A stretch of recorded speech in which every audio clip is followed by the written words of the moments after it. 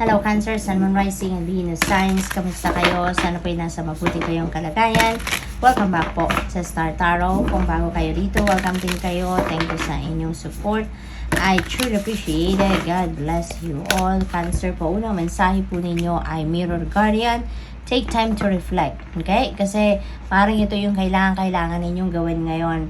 Cancer, para ma-figure out ninyo ano na nga ba ang gagawin ko sa ngayon, what are the things that I need to focus on sa ngayon, kasi maaring in the past or recently baka fragmented din ang isip ninyo, baka marami kayong iniisip, marami kayong nakalinyang gagawin, so distracted kayo, kaya mag-reflect muna kayo para ma-dissect ninyo ang mga ang isip ninyo, ang damdamin ninyo, makapag-re-evaluate kayo ng inyong buong sitwasyon. Okay?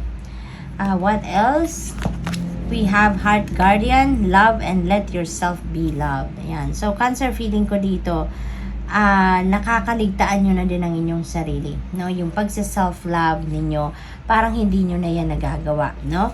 At maybe you are taking care of too many things, you're looking after too many different things, you're taking care of too many people but yourself, no? Cancer. Kaya hayaan mo naman, no, na mahalin mo din ang inyong sarili at hayaan mo din ang ibang tao na magparamdam din sa inyo ng pagmamahal towards you. Kasi maaring kayo lang lagi, no? Lagi lang kayo ang nag-out, lagi lang kayong nagbibigay, nag-i-express ng pagmamahal ninyo sa ibang tao.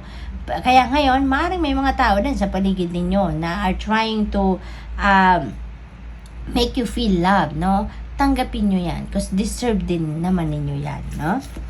We have Air Guardian, shift your perception. Ayan, so maaring meron ditong change of perspective, no? Na marirealize kayo, lalo na pag nag-reflect kayo, no? Baka dito ninyo ito madidiscover na it's about time na to change your perspective. It's about time na to change your perception, ano? So, maaaring yan ay mangyayari during reflection. Magic Guardian, unlock the magic within. Ayan, finally, Cancer. Parang ngayon na ang pagkakataon para mailabas na ninyo ang inyong talents, skills, and gifts, no? Kasi maaari ngayon maglalakas ng loob na kayo na ilabas ang inyong willpower, sundin naman ninyo ang inyong sariling kagustuhan, kapangyarihan, ano, para marating ninyo kung ano man ang mga gusto ninyong marating sa buhay. Kasi maaring in the past, baka nag-hold back kayo for some reason. Baka may nagko-control sa inyo. Baka may pumipigil sa inyo. May takot kayo or for whatever reason. Pero ngayon, maaring nare-recognize na ninyo ang sitwasyon ninyo, no, is perfect na para gawin nyo na kung ano man yung mga necessary steps na kailangan ninyo gawin para makausad na kayo sa buhay, para ma-achieve na ninyo or makalapit na kayo sa pag-achieve ng inyong mga pangarap, no?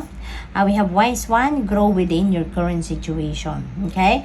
So, merong mga sitwasyon kayo sa buhay ngayon, Cancer, na mag-iiwan sa inyo ng lesson, mag-iiwan sa inyo ng mga importanteng wisdom na magagamit ninyo sa future journey ninyo, no? So, you are going to grow at this time. Yung pagkakataon na to, yung sitwasyon na to sa buhay ninyo, ano man yan na pinagdadaanan ninyo, will allow you to grow, will allow you to thrive, will allow you to evolve, no, into the best version of yourself.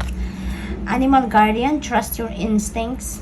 Okay? Cancer, you are a water sign. Natural sa inyo na malakas ang inyong radar. Maraming downloads lagi binibigay sa inyo ng Divine Universe. Kaya, pagtiwalaan ninyo yan. No? Trust your instincts. Always listen. Always tune into your intuition. Kasi, when you allow your intuition, it will always lead you to the right direction. No? Kaya lagi lang ninyong pagtiwalaan ang mga intuitive messages na dumadating or pumapasok sa inyo sa ngayon, Cancer. Okay? What else? We have Star Ancestor, follow the voice of your soul. Ayan, sundin ninyo yung boses ng soul ninyo because your soul knows kung ano ang best para sa'yo. Sundin ninyo, gawin ninyo kung ano yung bulong ng puso ninyo.